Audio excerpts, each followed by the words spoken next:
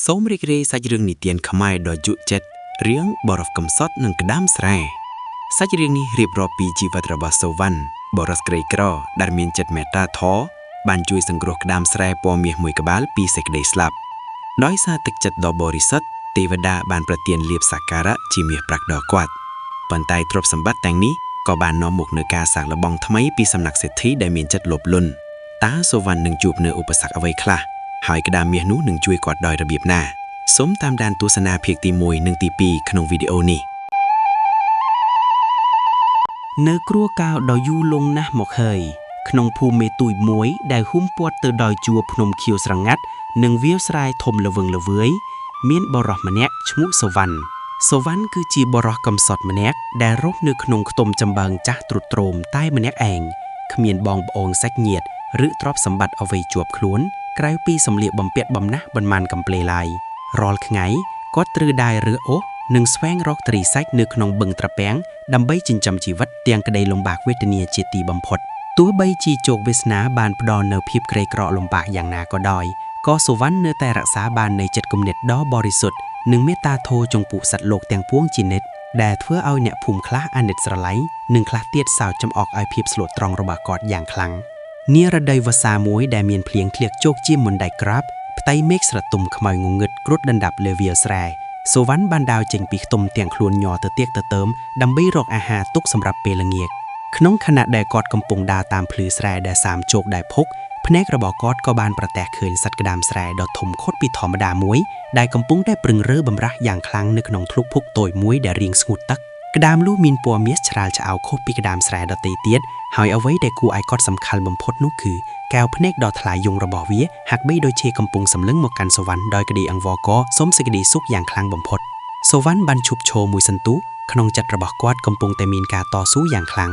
ងម្យ៉ាងគាត់ពិតជាឃ្លានខ្លាំងណាស់បើបានក្តាមនេះទៅធ្វើជាអាហារមុខជាឆ្អែតបាយបានមួយពេលជាមិនខានប៉ុន្តែម្យ៉ាងវិញទៀតគាត់មានអារម្មណ៍អាណិតអាសូរដល់សត្វតិរច្ឆានមួយនេះដែលកំពុងតែប្រឈមមុខនឹងសេចក្តីស្លាប់ដោយគ្មានផ្លូវតស៊ូទីបំផុតមេត្តាធម៌បានឈ្នះលើសេចក្តីឃ្លានសូវណ្ណបានអោនចុះសន្សឹមរួចលើកយកក្តាមនោះមកដាក់ក្នុងបាតដៃដោយភាពថ្នមបំផុតគាត់បាននិយាយខ្សឹបទៅកាន់ក្តាមនោះថាកុំខ្លាចអីណាសត្វដ៏កំសត់ទោះបីជាខ្ញុំឃ្លានយ៉ាងណាក៏ដោយក៏ខ្ញុំមិនដាច់ចិត្តសម្រាប់ឯងដើម្បីយកមកធ្វើជាចំណីនោះដែរឯងមានពណ៌ស្អាតប្លែកណាស់ឯងប្រហែលជាមានគ្រួសារចាំនៅឯផ្ទះដែរហើយគាត់មិនបានយកក្តាមនោះទៅចម្អិនជាអាហារឡើយប៉ុន្តែបែរជាយកវាមកផ្ទះវិញរួចដាក់វានៅក្នុងផោងដីឥដ្ឋតូចមួយដែលមានទឹកថ្លាឆ្វេងសូវណ្ណបានយកកំទេចបាយដែលនៅសល់តិចតួចមកដាក់ឲ្យក្តាមនោះស៊ីនិងមើលថែទាំវាដោយចិត្តទុកដាក់បំផុតនៅយប់នោះខណៈដែលសូវណ្ណកំពុងតែលងលក់នៅដំណេកដ៏ជ្រៅដោយសារតែភាពហត់នឿយពេញមួយថ្ងៃស្រាប់តែមានពន្លឺពណ៌មាសចម្លែកមួយបានភាយចេញពីផោងដីឥដ្ឋដែលដាក់ក្តាមនោះពន្លឺនោះបានជាក់សាយភាយពេញខ្ទមដ៏តូចចង្អៀតធ្វើឲ្យបរិយាកាសដែលធ្លាប់តែត្រជាក់ស្រពាប់ស្រពួនប្រែជាកាក្តៅនិងពោពេញដោយថាមពលអស្ចារ្យដែលមិនធ្លាប់មានពីមុនមកនៅពេលព្រឹកព្រលឹមឈានចូលមកដល់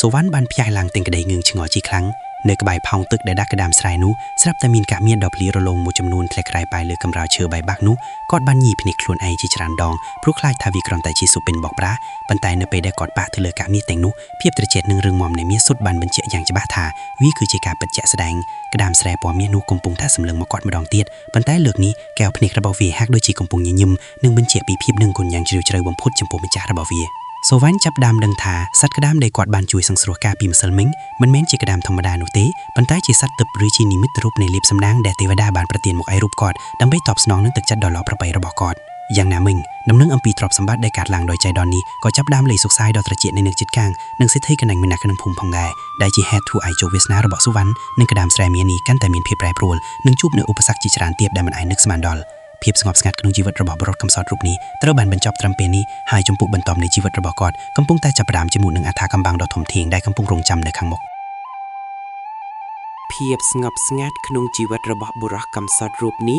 បានបញ្ចប់ត្រឹមពេលនេះហើយជំពូកបន្ទាប់នៃជីវិតរបស់គាត់កំពុងតែចាប់ផ្ដើមជាមួយនឹងអថាកម្បាំងដ៏ធំធេងដែលកំពុងរងចាំនៅខាងមុខព្រឹកព្រលឹមនៃថ្ងៃថ្មីបានឈានចូលមកដល់ជាមួយនឹងពន្លឺព្រះអាទិត្យពណ៌មាសដែលចាំងជះមកលើដំបូលស្លឹកចាស់របស់សុវណ្ណប៉ុន្តែបរិយាកាសជុំវិញខ្ទមតូចកំសត់នេះមិនបានស្ងប់ស្ងាត់ដោយសពដងឡើយសំឡេងជើងសេះនិងរទេះសេះដ៏ក្រណីដែលមានក្បួរក្បាច់រចនាយ៉ាងស្អាតបានមកឈប់ងក់នៅខាងមុខរបងផ្ទះដែលខុសប្លែកពីធម្មតាដែលសម្បីតែអ្នកភូមិក៏កម្រនឹងដើរកាត់ទីនេះដែរ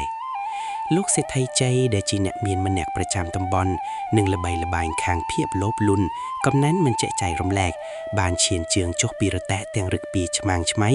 ដោយមានបាវបំរាដង្ហែតាមពីក្រោយជាច្រើនអ្នកក្នុងសម្លៀកបំពាក់ឆាតឆាយ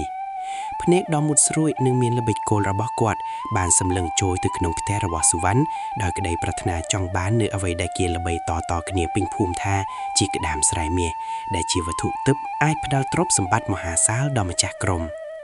នៅពេលសុវណ្ណដើរចេញមកទទួលទាំងក្តីងឿងឆ្ងល់និងមានភាពខ្លាចរអាំងខ្លះៗលោកសេដ្ឋីបានបន្លឺសំឡេងយ៉ាងផ្អែមល្ហែមបែបបញ្ឆោតថាណែចៅសុវណ្ណអើយយើងបានឮដំណឹងថាឯងទទួលបានវត្ថុស័ក្តិសិទ្ធិពីទេវតាមនុស្សកំសត់កំរមានវាសនាទាបដូចជាឯងនេះមិនគួរកាន់កាប់របស់ដែលមានតម្លៃនិងមានគ្រោះថ្នាក់បែបនេះទេខ្លាចក្រែងមានពួកចោរប្រៃមកផ្លាន់សម្លាប់យកទ្រព្យយកល្អឯងប្រកូនក្តាមនោះមកឲ្យយើងចោះយើងនឹងដូរជាមួយមាសប្រាក់មួយថងធំដែលឯងអាចយកទៅសង់ផ្ទះថ្មីនិងរស់នៅបានយ៉ាងសុខស្រួលពេញមួយជីវិតដោយមិនបាច់ធ្វើការហត់នឿយឡើយសុវណ្ណដែលជាមនុស្សមានធម៌ខន្តីនិងដឹងពីចរិតពិតរបស់លោកសេដ្ឋីយ៉ាងច្បាស់បានតបវិញដោយចិត្តស្ងប់និងមើងម៉ាត់ថាសូមអភ័យទោសលោកសេដ្ឋីក្តាមស្រែនេះមិនមែនជារបស់សម្រាប់ដោះដូរជាទំនិញនោះទេវាកើតចេញពីសេចក្តីមេត្តាដែលទេវតាប្រទានមកឲ្យរូបខ្ញុំដើម្បីតបស្នងនឹងទឹកចិត្តដ៏ល្អដែលខ្ញុំធ្លាប់មានចំពោះសត្វលោកខ្ញុំមិនអាចក្បាច់នឹងសច្ចភាពរបស់ខ្លួនឯងនិងទឹកចិត្តរបស់ទេវតាបានឡើយទោះជាលោកយកមាសមកកំណរស្មើភុនក៏ដោយលើសម្ដីបដិសេដ្ឋានយ៉ាងដាច់អហង្ការរបស់សុវណ្ណទឹកមុខដែលធ្លាប់តែព្យាយាមញញឹមរបស់សេដ្ឋីជ័យក៏ប្រែជាក្រហមច្រៅនិងញាល់មាត់ដោយកំហឹងគាត់មានអារម្មណ៍ថាត្រូវគេប្រមាថហើយក៏បានបញ្ជាឲ្យបាវបំរើកំឡោះពីរនាក់ស្ទុះទៅដណ្ដើមយកឆ្នាំងដីដែលដាក់ក្តាមស្រែមាសនោះដោយបង្ខ្វាំក្នុងខណៈដែលបាវបំរើម្នាក់កំពុងតែឈួងដីទៅប៉ះមាត់ឆ្នាំងដីដែលមានពន្លឺរន្តាលស្រាប់តែមានរឿងដ៏អស្ចារ្យមិនគួរឲ្យជឿមួយបានកើតឡើងនៅចំពោះមុខអ្នកភូមិដែលមកចោមរួមមើលពន្លឺពណ៌មាសដ៏ត្រចះត្រចាំងដោយរស្មីព្រះអាទិត្យបានចាក់ចេញពីក្នុងឆ្នាំងយ៉ាងខ្លាំងក្លាធ្វើឲ្យគ្រប់គ្នាដែលនៅទីនោះស្លាងកាំងនិងងងឹតមុខមួយរំពេចភ្លាមនោះក្តាមស្រែមាសដែលធ្លាប់តែនៅស្ងៀមបានវាចេញមកក្រោយឆ្នាំងរួចបន្លឺសម្លេងក្រហមដោយធួលុនវាបានហៅកងទ័ពក្តាមស្រែរាប់ពាន់រាប់ម៉ឺនក្បាលចេញពីក្រោមដីនិងពីវាលស្រែជុំវិញមកចោមរុំខំជើងលោកសេដ្ឋីជ័យនិងបាវបំរើយ៉ាងសាហាវព្រាយសាយបំផុត